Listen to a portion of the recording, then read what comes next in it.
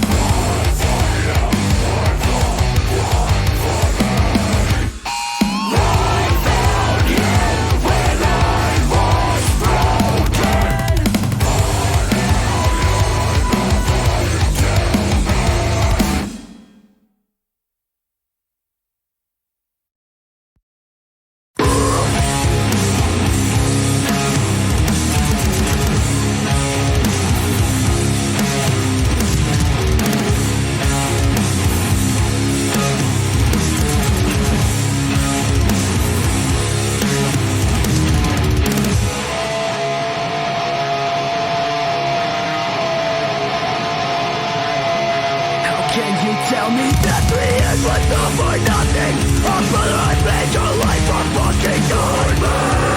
You destroyed all association. There was no chance for survival. It was never meant to last. We were destined to be fucking rivals. 3 years for nothing.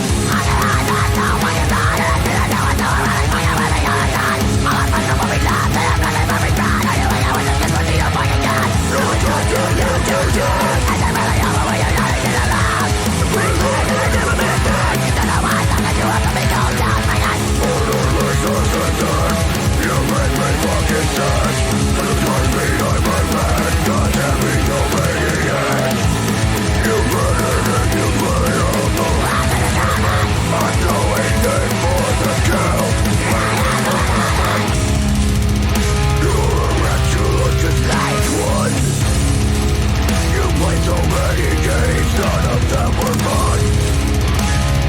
Get your fucking act together, everyone you know, and just fucking get them over again. You're a rat, you look just like one. You played so many games, none of them were fun. Get your fucking act together, everyone you know, and just fucking get them over again.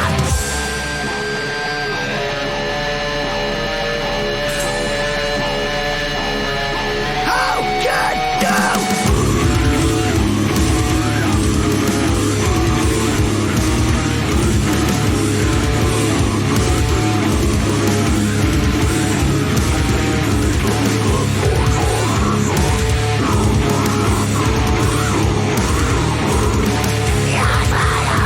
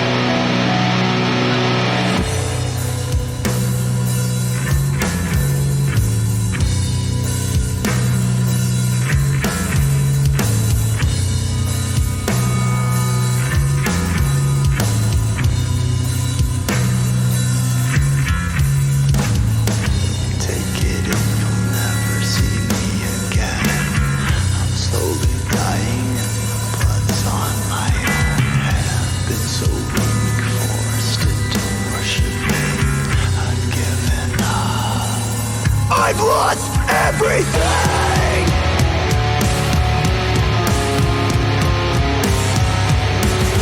Goodbye to this my time. We'll live forever inside. Emotion drain. The devil has chained me to the ground. My family will never see me again. Goodbye to this my time. We'll live forever inside. Emotion drain.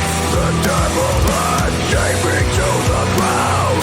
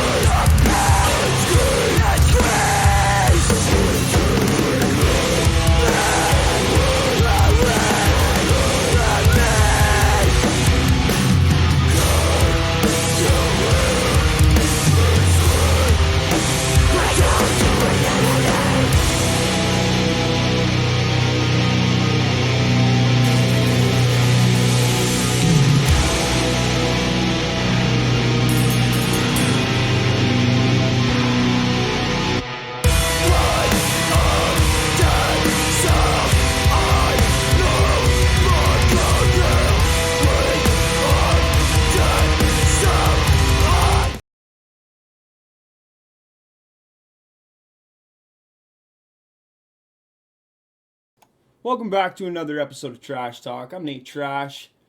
We're joined here today by the one and only Jesse Valstar. Now, before we start, I would like to give a little sponsorship announcement. We have a new sponsor, Absolute Underground Magazine, sponsoring us now. Still smoothing out a few of the wrinkles, but I have a review dropping in the next issue where I'm reviewing this compilation CD. Some amazing punk bands on there. And yeah, smoothing out some details, but it looks like there's going to be a trash talk column coming up in Absolute Underground from the next issue moving forward. But I don't want to say 100 million trillion % yet, so don't start sending me your bands. I've already got a big list of them, but it's coming soon. There's some big stuff on the horizon for Trash Talk. So now, let me introduce you to Jesse Valstar from ODINFIST and from Armstrong Metal Fest. Here he is. Jesse. Hey. How the hell are you doing, buddy? So far so good, man. How you doing? Doing good, man. I try to maintain a certain standard of always doing well. You know? Whether it's just mentally or physically, there's always some doing well in there, you know? I feel that, man. I mean, you know what? I'm doing tip top amongst this heat. I'm getting stuff done. I'm feeling it. I've got nothing but sunshine and rainbows on my side of the fence. Fucking rights, man. That's good to hear. I like that. I like that a lot, buddy. How's the business treating you? How's the electrician's business treating you? Oh, it's fantastic. Things. Okay, so it's wild. I'll break it down. Break it down, So buddy. I decided to start a business a couple of years ago. You know, I got all the I started getting my training in. I had to get my electrical masters. I had to get a whole bunch of, insurance stuff and a bunch of boring crap in line. Yeah. I had to take a course to become an inspector, like a field inspector. Anyways, I got all this stuff in place. And then, it was like March 15th of last year. Sorry, it was like March 13th of last year. And I was like, okay, babe, we're doing this. So then I started the business. Right. And then March 15th happened and the world shut down and I had a pregnant fiance and 2 kids and I had just started a business and the world fucking shut down and I was not in a good position. I was like, oh my God, are you serious? Like, seriously? Like, I can't the even world's go out to shutting make down? money now. I'm like, yeah, exactly. I'm like, do I go and beg for my job? Like, is this what I have to do? So I tiptoed through it and it eventually ended up being the absolute best time possible for me to be starting a business because there was a giant construction boom. And all of a sudden now, electricians in the area can't even keep up and there's an extra guy. So I can get in there and all I got to do is work for them. And then they'll realize, Hey, give this guy a shot. We'll keep passing this card around to the other contractors. He was really Exactly. good. He's a new guy. We don't have to wrestle with prices for him right now. We can just snake him in the door, and he does good work. I know how that goes. Yeah. So it ended up being a very fortunate roll of the dice. You don't win them all, but you can win a couple. Fucking rights, man. You got to keep trying because the only way you're gonna win is if you play. And big risk, right, man. Big That's risk right. always. Well, let's not say always, but big risk can equal big reward. Okay, you want to talk about risk? You want to talk about this at the beginning of the podcast? Let's hear it, buddy. Okay, so Armstrong Metal Fest won't be happening this year because of all the regulations and everything, but we're going to be having it next year. Yeah, 2022. Right? In 2022. So Armstrong Metal Fest was started in 2009, right? I was a fucking kid, dude. I was a kid. I was a child. I was a kid, just like Bretton Melanson and me were both just children. Like he come home from like a bush party and he's like, we can do something like this. I'm like, where are we gonna have it? He's like, oh, at my parents' farm. I was like, cool. If you can smooth that over with your parents, I'll do the rest. Finding the bands will be no problem. So we booked. Yeah, exactly. So we got this show. So we got the show and everything mapped out. Like we're 19 years old. You know what I mean? Like we got no idea. We pulled up a flat deck trailer and built a little fucking shanty around it and put some bands on it. That sounds like this festival right here outside of Didsbury, man. Loesch Fest. We did the exact same thing, buddy. Yeah, dude, that's exactly how Armstrong started, right? And we were just we had this big party and it fucking rained, and I was like, and like for a little bit, and then it worked out. We partied till the sun came up, and we just didn't sleep that weekend. After we were done, we cleaned up and pieced out. And then, and the funny thing is it wasn't going to be a reoccurring event. Yeah. We did it. We just threw okay, check this. Let's get a little even deeper into it. The whole reason why I think Armstrong Metal Fest even exists is because, well, I'm not going to say how or why or anything like that, but I lost my license when I was a 19-year-old kid. It happens. And it happens. It happens. And I lived in Armstrong.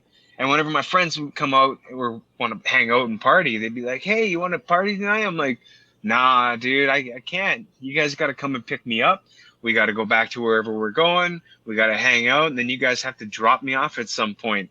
And it ended up being such a hassle. No one would come and get me. You know what I mean? So I was like, you know what? Like, I got time. Let's plan a party. Like, let's bring the party to me. Yeah. Right. So I worked a 4 a.m. to 1 p.m. shift, and I had no means of getting out to the farm. I had not even planned that. I planned the damn event. I didn't even think about how I'm going to get to the damn thing. So I'm standing there on the side of the highway with a sign that said metal. It just said metal. Cardboard Sharpie, like, and I'm just standing there on the side of the road, and a band goes by, right? I forget who it was. Is Tend to Fall or something. They go by and they're like, "Yeah, metal." And I'm like, yeah, I'm supposed to meet you guys in like 10 minutes. Like, what do you mean? Yeah, metal. And so I'm holding this sign a little bit longer. Then Enslaved by Humans goes by and they're like, "Yeah, it's going to be awesome." And I'm like, seriously, guys, I'm like hitchhiking here. I need you guys to pick me up. Like, and like cell phone, like my cell phone was like a Nokia brick. Like it was, and so I'm standing there. I'm just like, fuck. Is anyone going to pick me up? And then finally, I think the lead singer of Enslaved by Humans picked me up and drove me out there. But yeah, so like I had all this time to plan a party because I didn't have anything really. I was just a guy without a license.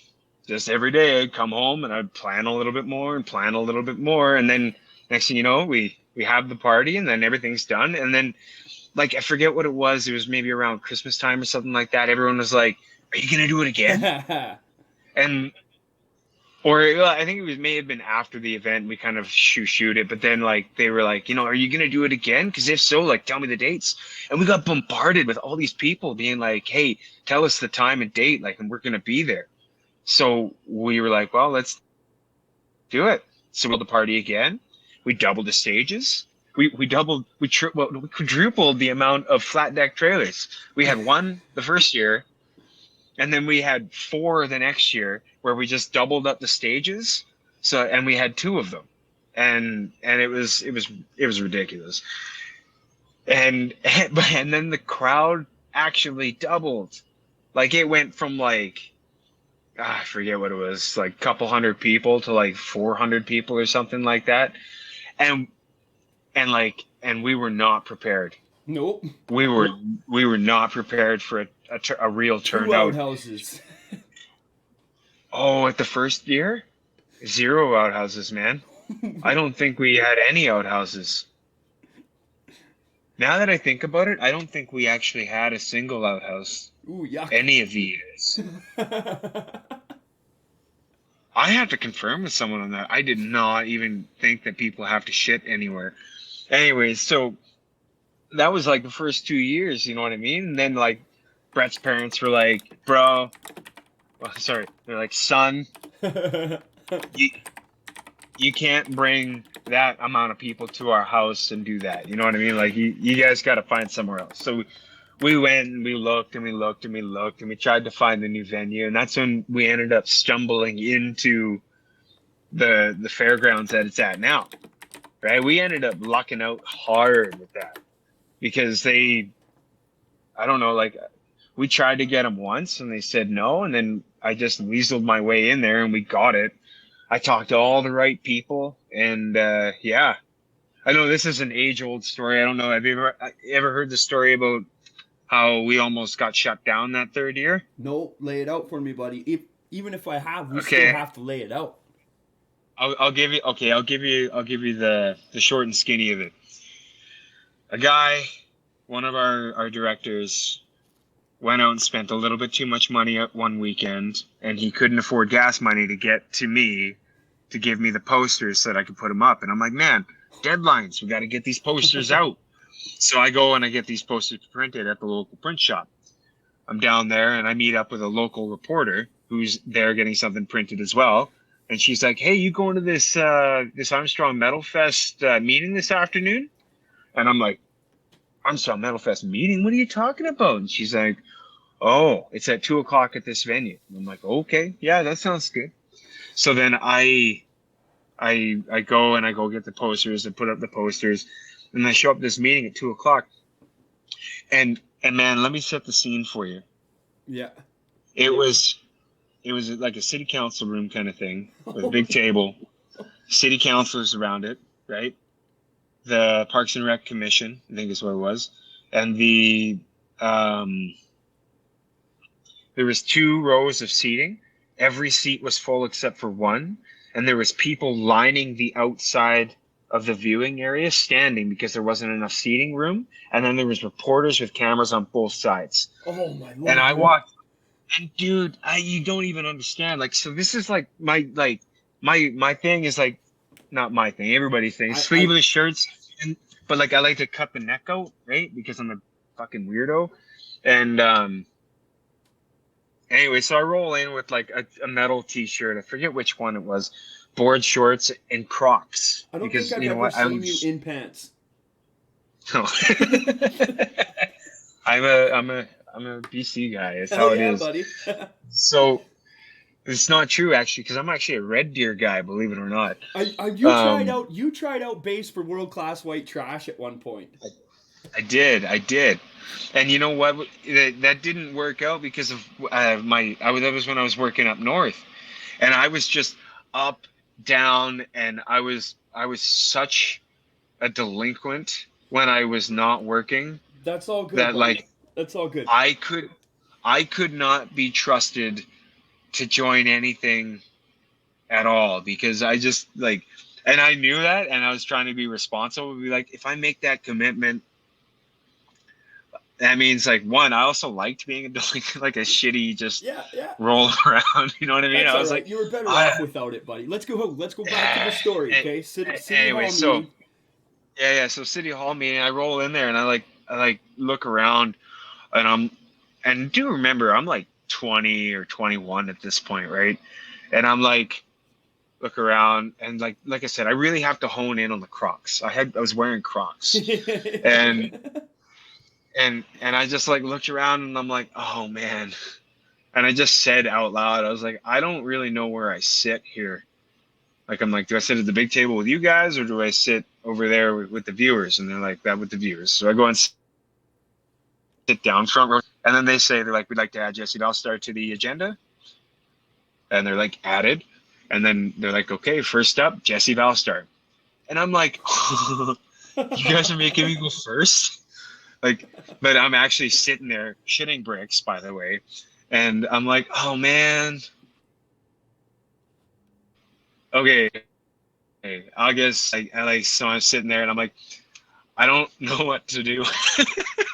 Just totally honest. I had no idea. I'm like, I like looked at the city council. I was like, I don't know what to do right now. Like, what do you guys want me to do? And they're like, convince us to have your festival. And I'm like, do I do that sitting down, standing up at the podium? And they're like, do it however you feel comfortable. And I'm like, oh man, I got to grab my balls here. So I like stand up and I go up to the podium and I'm like, okay, here's my spiel. So I like start telling my, like, I basically just start laying out that I had met with the fire department. I have an exit strategy. I have all the things here. You know, I met with the police, with the fucking police chief already. And him and I policing plan and yada, yada, yada. Like, I was like, I have my in place already. I have my liquor license pulled, you know. And so I start going through all of those things. And and then I say, and I'm like, and it's gonna be a good time. So yeah, and then I sat down, and then like the other thing is too, one of the reasons why we had such a problem is we had put out a series of promotional videos that were just full of inappropriate inside jokes that were taken totally out of context. Like, like I was like remembering a time when I hung out with a sweet redhead at the festival or something like that. And I said that in a video, but the reference, even with the pictures, was I was talking about my cousin Jimmy, who's like just this redheaded guy who's just, his hair is like magical. Anyways, and like I said that, and like I get it. I don't imagine the townsfolk to understand that I'm making an inside joke about me, wrapping my arms around my cousin, but like, so anyways, so suggestive. Those videos came out a little suggestive, and and then the residents of Armstrong, they put together a letter saying that they were very concerned of violence and things being, or what is it, vandalism. They were worried about vandalism. And then the priest came up and read a 3-page letter about just about how we're inviting evil spirits into the town, and that this is no good, and that everyone's going to be worse off for it. Moral of the story, right? and then And like, dude, seriously, then everybody found out that the evil spirits was the church being there. yeah, I know, right? And like, but yeah, exactly. So and then it went to a vote, right? So all these council guys are sitting around the table, and I'm sitting there, and they're like, okay, well, we have to vote to have this festival. And they sat there for like, oh man, it must have felt like years, but it was probably about 5 or 10 minutes, quiet, no words. And like everyone in the room, like you could cut the tension with like your fucking pinky finger. And like if someone would have farted, I don't think anyone would have laughed. Like, that's how tense it was in that room. Like, fart jokes are fucking universal. Yeah, man, that's Anyways, out the window.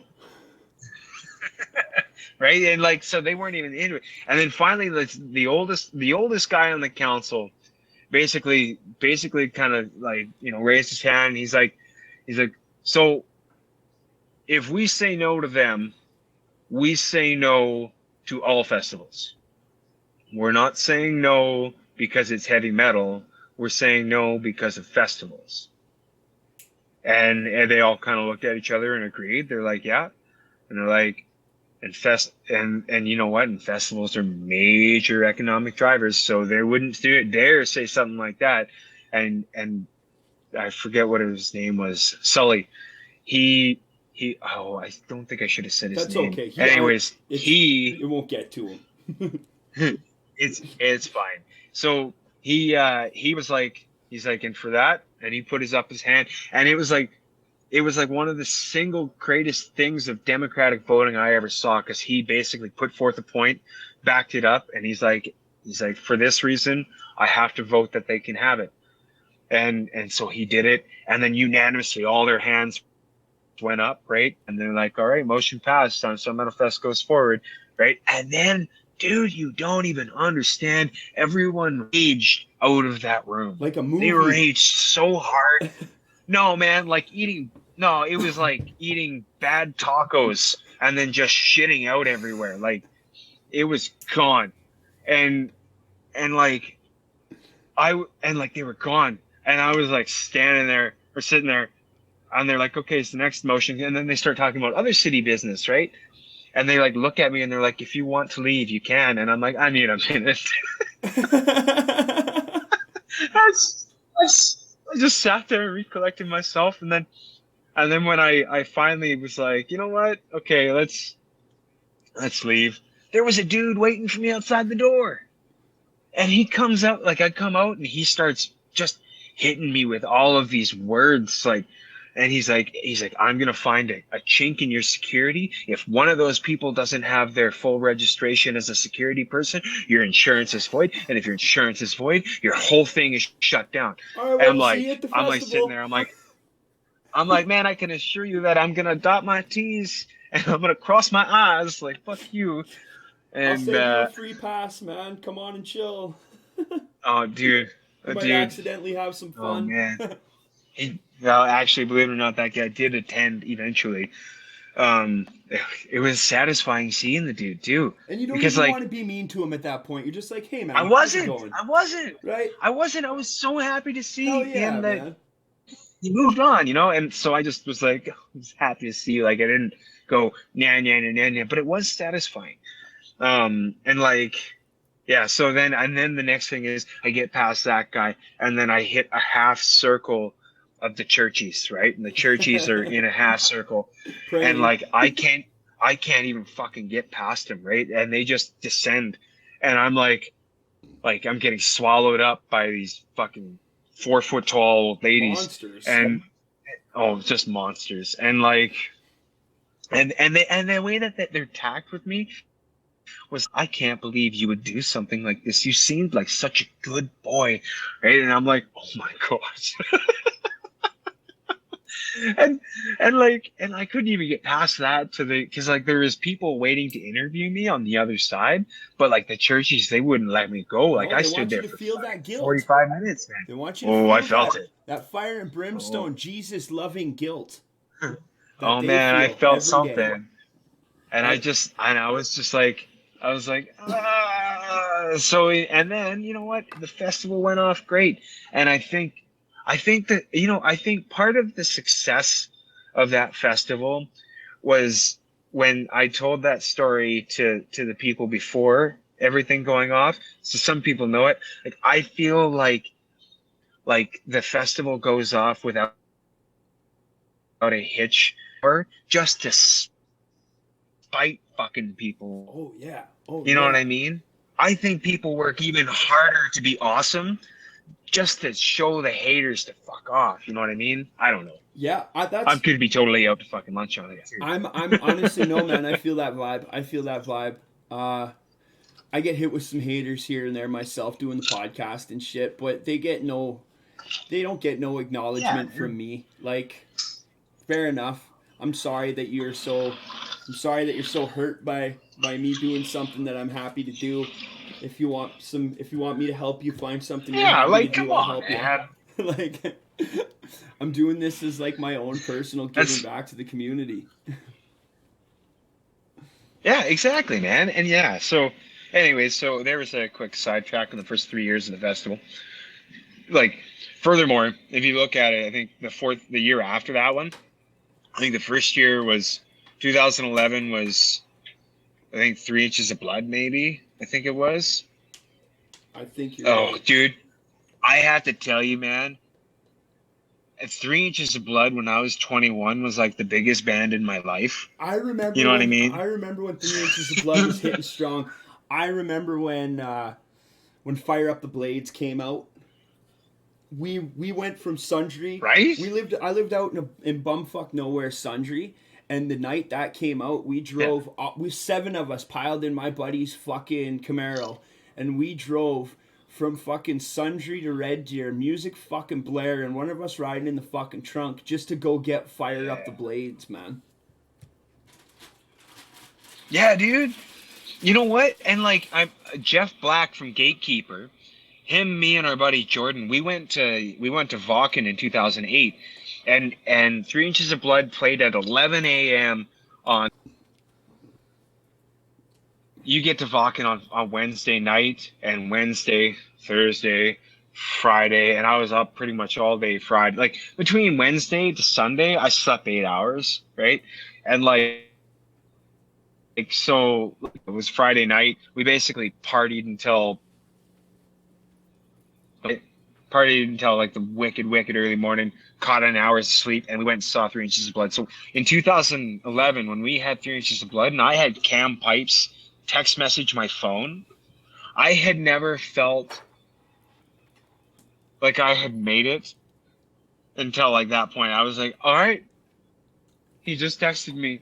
He just had Cam Pipes just texted my telephone. I feel like anything I write back is gonna be stupid. So Thanks, bro. like it doesn't matter what I say. Anyway, so like he yeah, 2011, then 2012 was Into Eternity and Thor, and that was pretty cool too.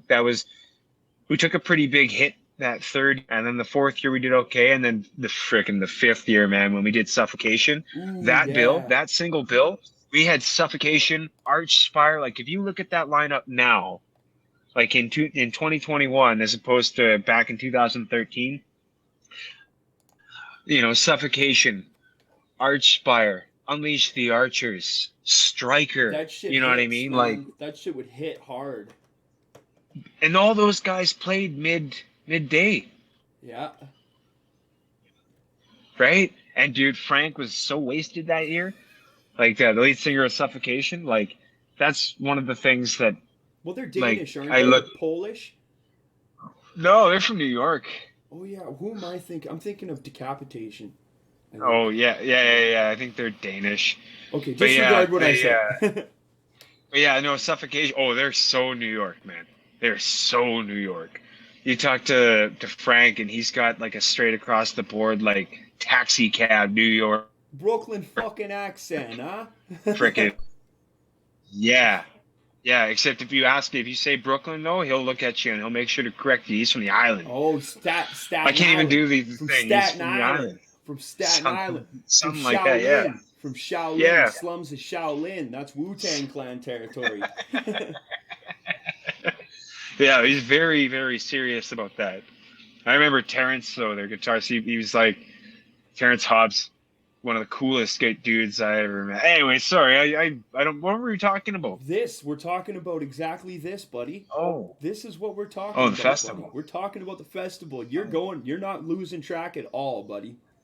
Oh, good. Yeah, I usually You do. were right on there. That's what this is all about. If you've noticed, I don't have any papers in my hands, man. I've just jumped on so we can have a chat and shoot the shit, buddy. That's what Trash Talk's all about. Sweet. Fucking Yeah, right, so, buddy. I don't know. Yeah, man. And then after aggressively, honing our machine and just fuck, man, everything that we've all the people that I've got to meet through the damn festival, like meeting Travis Ryan, right, from Cattle Decapitation was one of the fucking coolest things. Yeah. Like hitting that guy, like meeting that guy, and I'm not gonna say we got them before they hit, but we booked them before their price went fucking 5 times. They were kicking it at that time because when you guys booked them, they just released that one. What album was that? It's the one with the on the beach with all the pills. Yes. All the garbage. They just I forget what it's released called. that one, and he had just come out with that new fucking vocal style, that new melodic fucking death metal fucking guttural style, and they had just released that fucking single, and then you guys had him booked. Oh yeah, the single. That's right. Yeah, you guys had That's him right. booked They for released. Armstrong. They released that single, and they played our fest, and then they released the album in August, I think it Yeah. was. And man, that album, changed. It changed the world. You know what I mean? That Fuck. the sound that he fucking made with his fucking voice. I remember fucking hearing that and fucking just losing it. Yeah, dude. A living, rotting piece of fucking. Oh, it was one of them long fucking titles, man. And I listened to that song 6 or 7 times. I was like, I fucking can't do this anymore, man. I'm getting too old, and I'm not even 25. What the fuck is this? Yeah, dude. And every like I said, and every year, and Cataclysm was an excellent year. And you know what, man? Of all the years, of every year that we've ever had, of all the bands, I actually Necrogoblicon was hands down one of my favorite things that ever really came across. Because so I came across them the year that we booked them, right? And I just and the way that it happened was is like I love doing the band camp shuffle, right? I'll like basically just swat the phone, and whatever band kind of goes closest to the middle of the fucking phone, I'll just pick that one, right? And I'll just give it a listen. Yeah. Anyways, like so I go down rabbit holes and check out different bands and whatnot, and I came across Necrogoblicon, and they had me on the second song and the third song and the fourth song, and next thing I know, I couldn't stop it, and I was like, I can't stop hearing these guys, like even when they're not playing, so we need to have them on the festival. And I talked and I begged, and I wouldn't shut up about it until eventually the council, like they were like, okay, we'll ask. And then they did it. It's funny because it's not metal related, but like I just got stuck on a different band the same way that Necrogoblicon had. It's called Ballyhoo. You ever heard of them? No, I haven't, but I'm gonna check them out. Man, do you like Sublime? I love Sublime. People make fun of me for it all the time. But I love me some fucking, like, I listen to ska. I listen to ska all the time, too. My girlfriend fucking bugs the shit out of me for it. Because I'll go from, like, listening to fucking Havoc to listening to Big D and the Kids Table, and she'll be like, what the fuck? My fiance said to me, she's like, ska is like when a teenager is the ska music is the feeling a teenager gets when they order extra matzo sticks. Yeah, man. Yeah, like, I've gotten that one. I've gotten that meme in my fucking box a couple of times. I've gotten that meme in my box a couple times. Yeah, that's what it is. One of my crew members, Dave, he's also a big ska fan, like big sleeveless shirt ska fan, right? So we always go on ska tangents, and like we'll send each other like checkerboard ska memes and stuff all the time. My girlfriend just fucking hates it. Oh, perfect. I love it, man. Like I said, check out Ballyhoo. Fucking rights. I definitely will. Check out Ballyhoo. Fuck yeah. I'm all about the good vibes, man. Their new album's pretty good. Fucking Their new album's pretty good, but if you start at the beginning, their first couple of albums are pretty fucking, dude, like. Okay, I got one for you too. Anyways, let's talk some metal. I got one for you too. Okay. Have you ever heard of Jaya the Cat? Check out Jaya the Cat, Jaya the Cat, and the song Fake Carreras. I'll send you the link. It's fucking after this chat here. After this chat, we'll do the swap. Fucking rights. The hook is killer. When life gives you lemons, I make gin and tonics. Fuck yeah, buddy. It's fucking feel good music, man. Okay, but yeah, metal. Let's talk metal. I love it. New bands, new metal bands. Have you seen any of the fucking new metal bands coming out these days, buddy? Yeah, it's like part of my job to kind of stay as current as possible. Right? I'm kind of on that same vibe these days. Now, what have you seen pop up lately? Oh God, I have a list that I consult. I can probably pull up my list. Pull up your list really quick. While you do that, I'll give you a suggestion right now. There's a new band in Calgary. There's actually a couple. There's some younger bands. Okay. Some younger kids. Infidus, Mace. And then we got No Hope for the Lost. Yeah, popping up out of Medicine Hat. And then we got No Hope for the Lost is pretty fucking wicked. Luminosity is fucking popping up too. Luminosity is fucking slaying. I'm going to be going to their first show. It's a house show.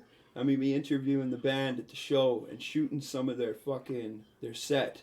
They're a gent band and they slay, Jesse. Yeah? Yeah. So buddy. I can't pronounce the band. Anyways, they're a thrash band, a new thrash band out of Kelowna. They're pretty fucking kick-ass. The lead singer is Kara from Mortillery. Oh, shit. Have you ever heard of Mortillery? I sure have. I haven't heard of Mortillery since probably 2014 or 2015. No, Fuck Off and Die was a fucking anthem, man. Oh, dude, I know, right? Like, dude, Fuck yeah. Murder, Death, Kill was like one of my, like, just still to this day is like, yeah. Anyways, the band is called Nate, aka, so like Naitaka. Naitaka. Something like okay. that. But they're thrash as fuck. And then there's Eden Echo out of Kelowna as well. They're fucking Just like top notch shit. well, dude, they're prog. You know, like so when ODINFIST writes songs, we don't really care how long our songs are, but like You guys you know, get some long. of us in the bands we do. Sometimes it gets a little ridiculous, but like Eden Echo, they get like deep into it. You know what I mean? Like they're like 9-minute song, 9-minute song, Nah. and they just do it, and they do it really well. But yeah, they're really fucking rad. Death Machine out of Kelowna as well as another fucking just slaying ass. See, the thing is over the last couple of years, you know, 1.5 of those years were bullshit COVID years. I got like I've been pretty immersed in the bands that have kicked out in that area, Yeah. or you know, in my direct area. Yeah. Yeah, Death Machine is fucking stellar. They were doing killer last time I checked. And then what's the last ones there? Yeah, those are ones that I've been staying pretty current with around this area, and like I've been looking forward to when a few new bands start popping up and coming through this, because like Kelowna Vernon area is become a nice stopping point between Calgary and Vancouver. Oh yeah. So we've been very lucky to get some wicked talent this way. Fucking right, man. But yeah. I'm gonna be checking those. Yeah, ones that's out for sure. that's what I got for new bands. Now Yeah, dude. ODINFIST. Orchestra as well as another wicked band. Yes. Orchestra. ODINFIST. What would you like to know about it? Are you guys working on new music? Okay. We have so much new music. We do. We have so much new music. It's We ridiculous. got 3 hours of new music. It's 5 songs. Well, okay, so what we're actually going, like we've been having talks, like just trying to record with us is just like, okay, so we're going to go on a tangent right about now, because I legitimately can't do anything serious sometimes, and it's almost to a fault. So, for example, ODINFIST the band, we have, you know, we've got a whole slew of new songs. Like a couple of the song titles, we have this one called All Father. We have another one right now, working title, called Concrete Satan. We have a thing where sometimes the working title sticks, whether we like it or not. Been there. Yeah, been there. We have that. We have a song called Ragnarok and Roll. We have another song called Metal Mancer. Dude, Metal Mancer is, I am so fucking proud of these lyrics. Like, it's so ridiculous. But yeah, Metal Mancer, it's a song about a wizard. A metal wizard. Oh, what else do I got? Yeah. and yeah, so anyway, so we have all these songs, and like we've been in and out of COVID and all that kind of stuff. So we've just been, you know, last band practice, we just pieced all the songs back together, and we'll jam them a few times. And we just rented out a new jam space in a studio, so nice. Recording is going to go a lot faster because the studio to our space, so it's going to go really well. But so here's where I'm going to start to digress. So we can't, us as a band are a bunch of dumbheads. And then we have our lead singer who's really talented. He's a very good guitarist. He's an amazing singer, and he writes amazing riffs, and he takes things very seriously. And then there's Justin Brad and myself, we have a hard time. We're very creative people. So we started a side project a few years back called Hot Garbage, which is a punk band that we decided to make.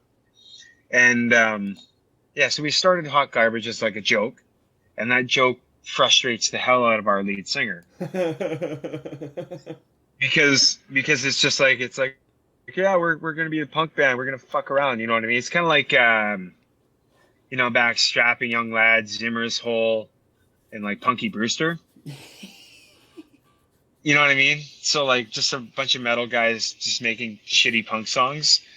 So Brad came up with, so we're supposed to be writing lyrics, right? I've got my lyrics for my songs done, but like we're supposed to be writing lyrics and practicing our new album, right?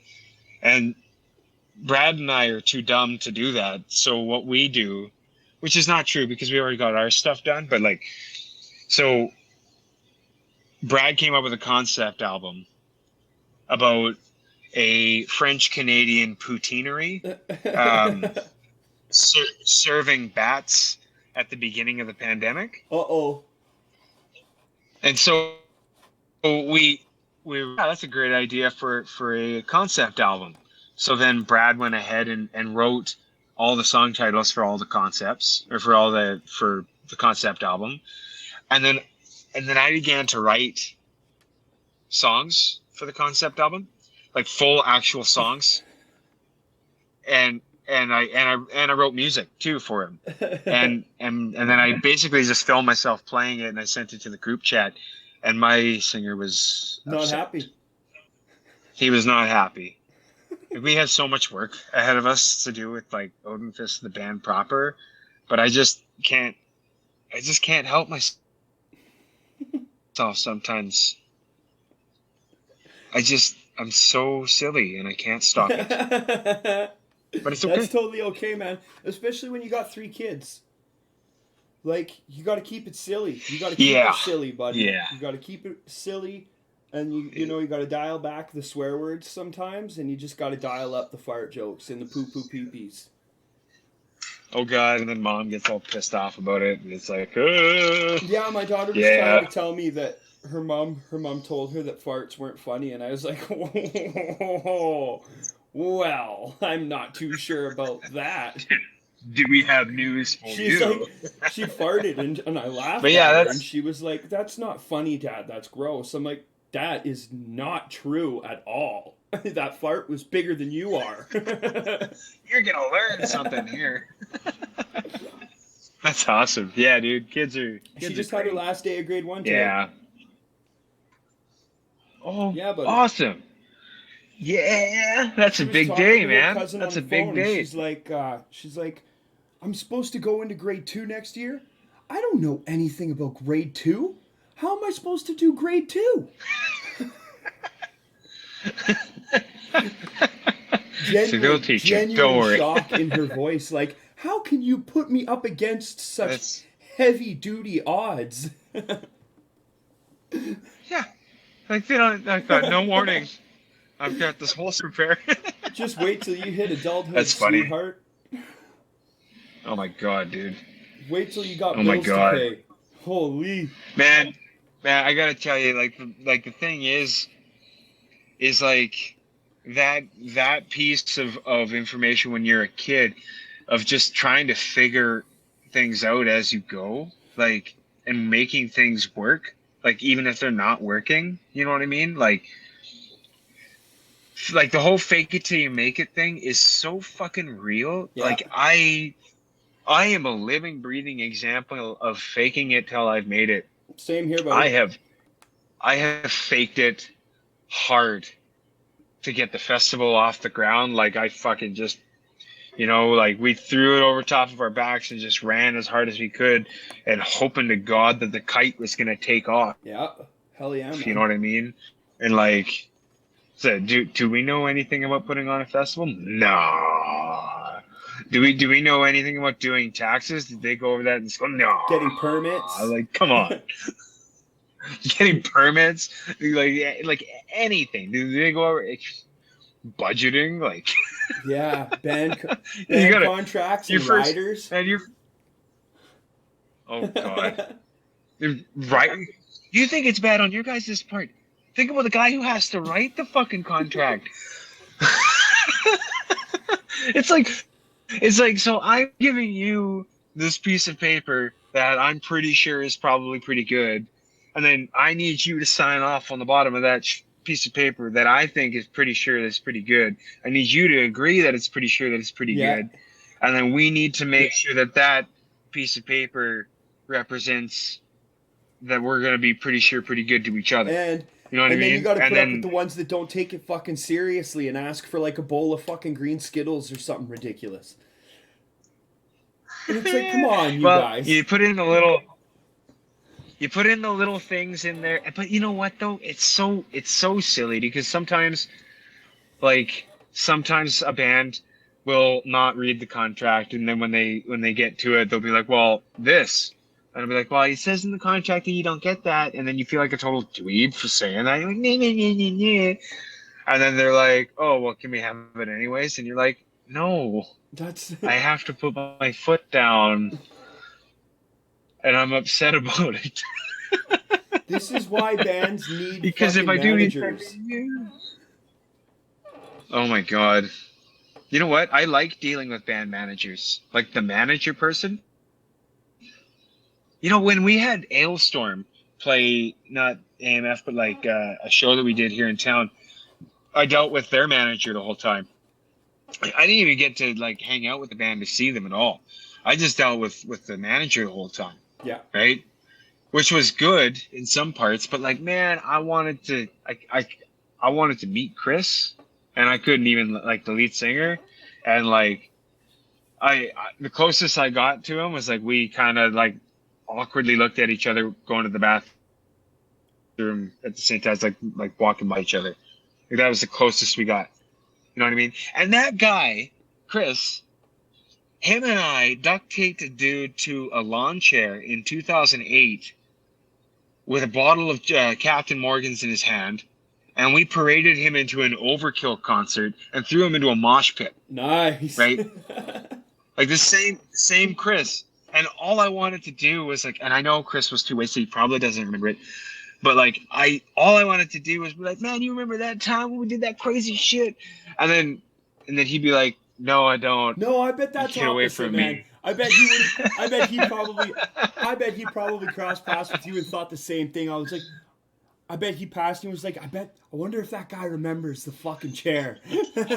You'd be surprised how many people I've engaged with, and they remember shit that you wouldn't even fucking imagine, and they get just as stoked. Everybody wants to get stoked. They just need that little trick. Yeah, dude. Everybody just needs a little push. It's funny too, because after that guy broke free of the lawn chair, right? I went and grabbed the lawn chair and I threw that thing in the middle of the pit, and I sat down and I pointed to the guys around me and I just pointed up, right? I crowd surfed at Overkill, like at an Overkill concert, just in a lawn chair for a while. Hell yeah. It was like one of the best crowd surfing experiences I've ever had. That's like Brody Blaze in the boat. Oh yeah. Dude. Fucking Man. rights, man. I crowd surfed one time, and I crowd surfed for the entire song Seventh Son from Seventh Son. Holy live. shit. And that is such a long I bet song, you were dude. bruised right the fuck up. The whole thing. I was hurting pretty bad, yeah. And like and I remember looking up because I was in a line of about 4 or 5 people, and I remember looking up and I got on the big screen and I got to go like, yeah, you know, and like I got to see myself on the big screen at an Iron Maiden concert at Vakken, and I was just like, I've made it. I don't need to live any longer. I have done it. Fucking rights, man. That's awesome. Fucking hey, buddy. So 2022 is the year that Armstrong returns. What are you looking forward to for Armstrong returning? I bought a house a block away from the grounds. So everybody's going to want to use your bathroom. Yeah, well, yeah. It's funny because like, well, it's going to be a lot easier for me to get to and from the grounds to get A things lot because more like comfortable. it was always so final. Well, it was always so final. Like when I would like pack up and leave, like if I have to go across town or something like that, you got to pack all your stuff up and you got to try to minimize your trips. And no, what I'm most looking forward to is honestly, it's just seeing all the people who buy tickets every year smiling and having a good time. Oh, I just had an idea. Oh, not an idea, but it's an old idea. It's something that I wanted to do at AMF 2020. Um, I'm gonna try to do like a metal, not Olympics per se, but like metal fucking Track and field not type thing. not obstacle. Yeah, track and field. Yeah, that's the way. Kind of like what Battalion used to do, Yeah. right? Where they The have beer, yeah, they called it the beer Olympics. it was the smash or the death cathalon is Oh what they called it, yeah. I think. Oh fuck yeah. And Okay, fuck me, and man. My bad. I participated. I won. I think I won the first ever or whatever. The first year that they did it, I won it, and like then the second year I participated again. I think I did 3 years total, and I think I ranked pretty highly every year because I'm so competitive. Like if I'm playing Monopoly, like I'm gonna fucking play it to win it. You know, like you want to know what kind of dirtbag I am? I play Monopoly with my family, right? And then I basically like everyone's kind of like hard up for cash, and they want to keep And playing you the loan game. shark 'em. And I'll be like, how about no? Well, kind of, yeah. So what I do is I'll be like, okay, well, how about you buy some Jesse credit? And they're like, well, what do you mean? I'm like, if you give me $500, I will give you $1,000 in Jesse credit. And so if you land on one of my spots, because I had some pretty pricey properties, it was if you land on that, you can just basically pay half, and you're gonna land on it. Like I own all this stuff, and they're like, yeah, that sounds good to me. So the next thing you know, I ended up getting all this extra capital. I invested it all in hotels, and then the game wasn't fun for anyone anymore. I I don't digress. like to play Monopoly. I don't like to play Monopoly. I don't like to play. So anyway, I'm a competitive person. So I want to do a competitive games kind of thing at the festival. So I'm thinking about trying to set up something like that. You know, Hell yeah, I man. might even like go as far as I'd like to see like a fucking like a 400 person water balloon fight. Like I think that would be fucking awesome. You know what I Hell mean? yeah, I would. Fucking right. They have Like I that would like be easy to pull off too. I know it would be. That would be Like easy and to you pull basically off. you set it up wall of death style, you know what I mean? You've You already basically done, put a yeah, line in the middle yeah. and you put everybody with the birthdays of January to June on one side and everyone July to December on the other. You line them up, and like that's what they did at Exodus. If you want, look up biggest wall of death ever, Exodus, right? It's the top video. It's I don't know who the singer was at the time, but he was wearing the American pants. I Oh, was in that yeah. fucking wall of death. Nice. I was in that fucking wall of death. And anyways, and that's how they did it. They're like fucking everybody with. I think actually no, that year he just fucking said, "Yeah, split them up," and we've all fucking just split up, right? And I'm just shirtless in cargo pants, just woo. Fuck yeah, man. Well, But hey, yeah, man. so yeah, You want any water help balloon with that? fight. You let me know. You I'll split 'em fucking up. help you out. Yeah, I Fuck think the yeah. only help that I'll need, dude. Have you? You know how they fill up water balloons now? Yeah, With I've the seen it. fucking with the Yeah. thing, and then you With the can fill up spider 20 of them thing. at the same time. Yeah. Yeah, Super easy, like and it ties the you can knots in get. them too. Yeah, you could, dude. You can fucking get. Like I think you could have 4,000 water balloons, no problem. You know what I mean? Like I think Fuck I'd love to yeah. see 10,000 if I could. 10,000 thanks, water man. balloons, like. No problem. It'd be fucking banging. I'll be out there next year too, fucking trash talking it up, buddy. You fucking watch. I'll be out there. Absolutely. Fucking right. But yeah, those are the things that I'm looking forward to. Like I wanna ramp up the grounds, and there is a couple other things. Like I can't tell you the other things that I'm gonna do, but the festival is going to be easier to manage as a viewer next year. Oh yeah. And I'm gonna leave it weird and ominous because I've been instructed by my financial partner, who is in on this particular idea, that we need to build the machine first and let it fly. Yeah. So I can't go ahead and talk about it. So I'm going to leave it as this weird, ominous thing that I spoke about 45 seconds on for no reason.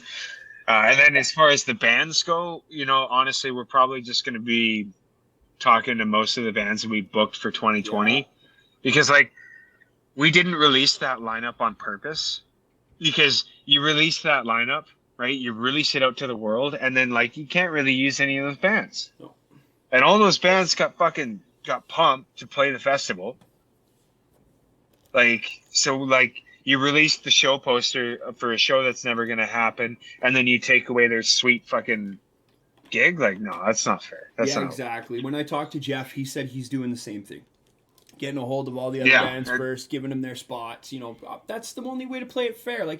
You guys have always been, let's say, pillars of the fucking Western Canadian metal community, the music community, So it's and you gotta be fucking fair. Yeah, it's only right. It's only right, man. You gotta keep that fucking playing field level, or else there's no reason to fucking send a fucking lawnmower out there, That's right. You got to be fair. You got to always be straight up, and you got to be honest about it. And I'm honest. I'm honestly looking fucking forward to 2022, buddy. It'll be fucking killer. Yeah, man. Yeah, I am so fucking excited. I'm gonna build myself the fucking beer helmet because I have so much kids' arts and crafts supplies. You've got no fucking idea, man. I do. I got one of them myself. Yeah. I got some of it. I got a cupboard full. Yeah, you know what I'm talking about. Not yeah, you got some shit. I fucking feel that. But yeah, dude, I'm so looking forward to the festival. I'm so looking forward to. I'm interested to see how everything works out with Jeff. That's going to be really. I hope everything works out just fine. It should be, right? I don't see any. What I'm scared about is everything going good, and then say the Calgary Stampede fucking all of a sudden a whole bunch of people just die from it. You know what I mean? All of a sudden everyone gets sick and everything gets fucked up. A lot of people are thinking the same way too. A lot of people are feeling the same way too, and that's a totally valid way to feel about it, right? What if the Calgary Stampede fucks it up and then all of a sudden Jeff's got to cancel? I know that he's shooting for going back and he doesn't have to do the work finding the bands again because he's already found the bands. Yeah. You know what I mean? But yeah. Well, we've reached all the vaccination benchmarks that we're supposed to.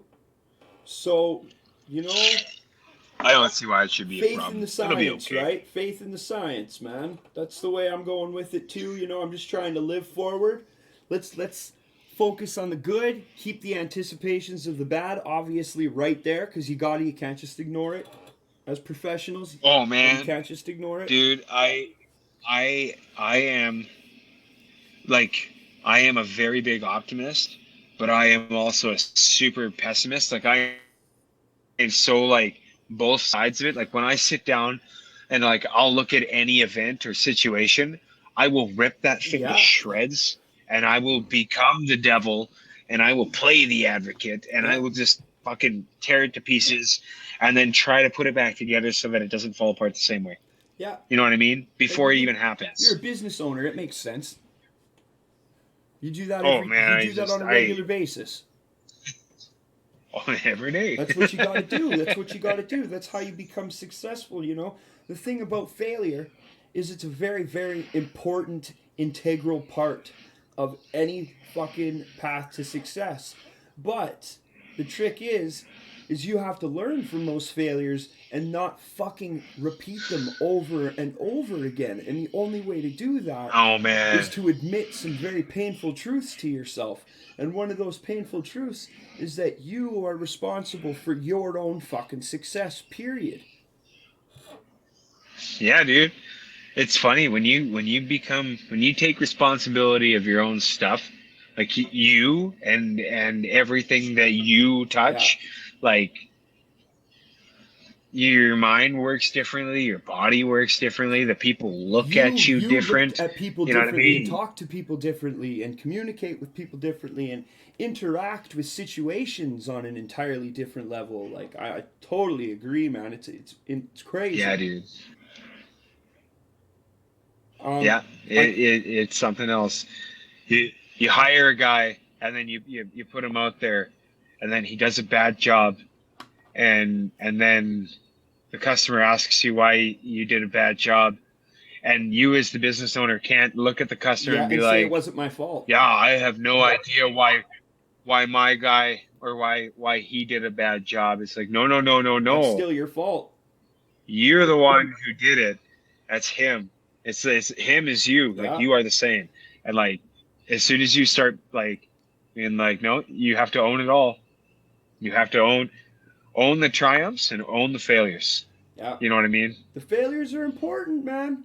Failures are important, and that's why not everybody is successful, because people get discouraged by their failures and they think that that's intrinsic. They think that that's where it is. That's the end of it. But failure is speed bumps. Yeah. Failure is what prepares you for the actual success of what you're trying to obtain, because if you can't handle those failures, success comes with a lot of responsibility too. And it comes with a lot more responsibility than just dealing with your failures and picking up where you dropped off of, right? I remember I was talking with Kaya from Metalloca Lipstick, and we were talking about how a person's capacity is kind of like a stomach, like a capacity for doing stuff. So like if you don't do very, very much stuff on a regular basis or take very much responsibility, your stomach is super small. Like your capacity for dealing with lots of stuff, like meaning if you get dumped a whole bunch of stuff and you have to deal with it, like you're uncomfortable. You're not happy with it. You know what I mean? But if you slowly work that out and you take on a little bit more and a little bit more, right? Give yourself those breaks and you just keep on taking a little bit more. Next thing you know, like you're obese. Yeah. Obese with responsibility. I know exactly what you mean. Me and my brother, we call it the fear of success, because the path forward. My brother's 32 years old. He runs a business. He bought a second house, renovated it all himself. Like he's been a fairly successful individual, not having to grow up in our family. But that's a different story. So we talk about it this way. We just got reconnected in the last couple of years because we've had to shoulder a lot of responsibility. We had two grandmothers die right back to back, and my grandma Linda on my dad's side, that family wasn't prepared for that. They're criminals, they're drug addicts, so we had to kind of shoulder that responsibility, mostly my brother. So we've talked a lot more about what we want to do with our futures, and me with the podcast and doing the articles for Absolute Underground and doing slowly moving into like music journalism, so to speak, doing the interviews with the bands and stuff, releasing the videos, content creator. We talked about all this, and I've talked about, the stresses that come with it, and what if this doesn't work? What if this doesn't work? And he lays it out as, why are you always putting things up in your mind and presenting yourself with these scenarios when you don't know if any of it's going to happen? Why are you putting up the walls in your mind? Why are you afraid of being successful? Why aren't you coming up? Why isn't your mind developing successful scenarios and then jumping off of those, So that's what it is I'm building these scenarios because I'm afraid for it to go well. And I'm afraid for the things to happen that I want to happen because I don't know if I'm capable of giving back to the people that give me the opportunities that I'm being presented with. Oh, that's interesting. I think a lot of people do that. You're not alone in that struggle. That's why That's wild, man. That's why I try to always, when I talk to people, when I engage with people, I try to always get out of them, what do you want to do? How are you feeling? And then I always try to trigger that positivity for them. I always try to be that catalyst of, hey man, you should be thinking and being really stoked about what you're doing and really stoked about your goals and really happy about that stuff, because Yeah. you can't sit around and be like, oh man, I got so much stuff on my plate. How am I going to accomplish it all? You got to sit there and you got to be like, look at this plate. Who wants something off of it? Like, who wants a little piece of this? Who wants a little piece of this? Like, I got enough food for everybody on this plate. Straight, man. You know, not, oh man, I can barely Yeah, lift. and you know, Yeah. it's funny that you say that too, because it's like with Armstrong Metal Fest, for example, like we're a not-for-profit organization that we started when 10 years ago, and it is a large group of people that do all the work for the festival. Like for example, like Jeff does, like I'm pretty sure most of the work. Like, I think Ryan stepped down a little bit or something like that. Yes, but like he I know did. Jeff does like a shit ton of work. Ryan backed off a touch. Where like me, like I get a lot of credit for the festival, right? I am only a co-founder, right? I believe that a part of this, like part of my poster childness of it, is because I have a cool sounding last name. But I think, like I am just a person, a cog in the wheel, and like our wheel is big with lots of spokes. Yeah. Like I talk to a lot of these people. I am maybe closer to the middle of this, but I am just a piece of the pie. Like, would the festival be able to happen without me? Everybody knows what to do, and if they had to, they could put it on, and it would work, right? But yeah, it's just, I am stoked about everything that I have, everything that I do. I'm pumped every day that I get to do the things that I choose to do. Yeah, buddy, right? That's the big one. Like I've chosen to have my career, and I've chosen to have eccentric hobbies, and I've chosen all of this, and I get it. I get it right now. The band is something that I choose to be in, and you know what? It's been the same members, for 15 years. That's wild. Yeah. Same group of guys for 15 years, and we're just a bunch of Hell yeah, it's man. great. Fucking rights, buddy. Well, this is the part of the show now where you get to lay out all your shout outs that you want, and if we've missed any topics that you want to talk about, you can lay those out too, buddy. The floor is yours. Yeah, I don't really do shout outs very much, but if I were to shout out to groups of people, I would definitely shout out to each member of the AMF Council, and I may as well just start listing them off, because that's pretty much the best way to do it. So Heather, my fiance, Brent Melanson, co-founder, Andrew, Kate. I literally don't know what I would do without either one of those two people. Like, they are intrinsic in the festival's make. Shout out to Dylan.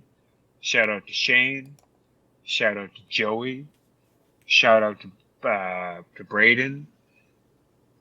James Brockman. He's our sound engineer. He is so fucking good. Like, you don't even understand. Like, Tyson Travnik. Yeah. Matt, I'd like to give him a shout out. Jeff Burry, Semchuk. Definitely shout out to those guys. They're not on the ANF Council, but they're part of the WCMFA, the Western Canadian Metal Festival Alliance. Big shout out to her.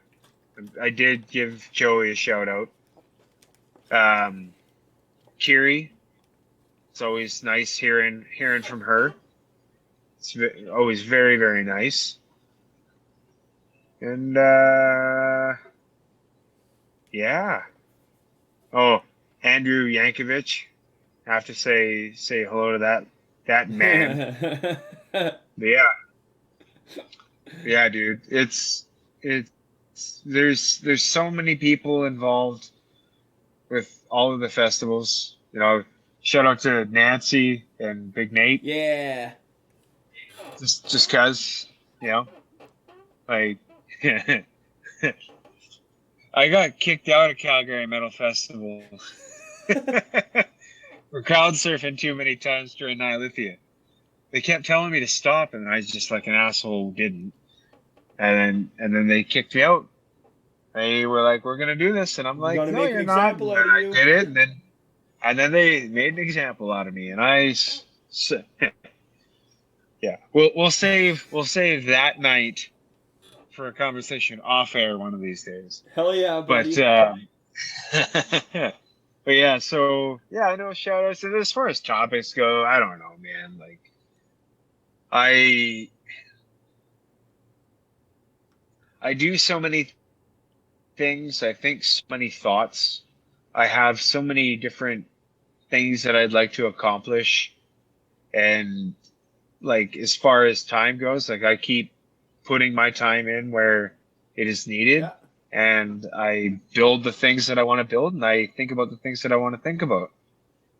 Hell yeah, so buddy. I just stuff that, you know, other topics, they'll come up in due time. Hell yeah, just man. Not today. That's okay. You can come back on anytime you want, buddy.